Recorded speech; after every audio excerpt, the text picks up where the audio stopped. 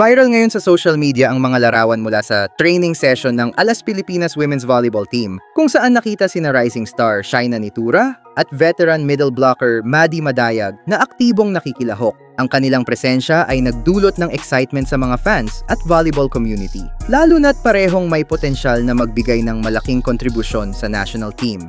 Si Shaina Nitura, 20 years old at isang homegrown talent mula sa Adamson University, ay naging usap-usapan matapos ang kanyang record-breaking debut sa UAAP Season 87. Sa kanyang unang laro laban sa Ateneo, nagpakawala siya ng 33 points, ang pinakamataas na output ng isang rookie sa debut game sa kasaysayan ng UAAP Women's Volleyball. Bilang isang outside hitter na may taas na 5'9", kilala si Nitura sa kanyang explosiveness at versatility sa court. Ang kanyang chemistry sa setter na si Faye Sagaysay, na kasama niya mula juniors hanggang seniors, ay isa sa mga dahilan ng kanyang mabilis na pag-angat. Ang pagsama ni Nitura sa training pool ng Alas Pilipinas ay indikasyon ng kagustuhan ng coaching staff na mag-invest sa mga batang talento na may mataas na potensyal para sa international competitions.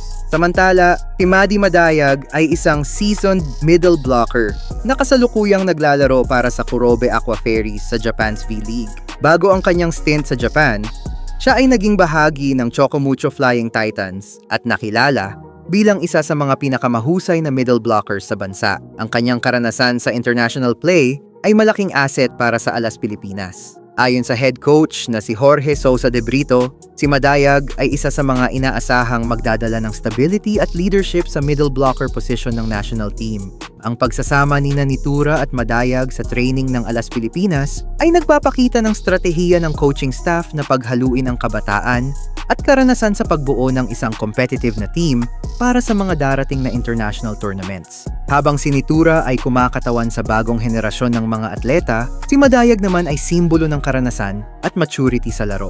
Sa mga darating na buwan, inaasahan na mas maraming training sessions at tune-up games ang isasagawa ng Alas Pilipinas bilang paghahanda sa mga international competitions tulad ng AVB Challenger Cup at Southeast Asian Games. Ang presensya ni Nitura at Madayag ay tiyak na magdadagdag ng depth at versatility sa team.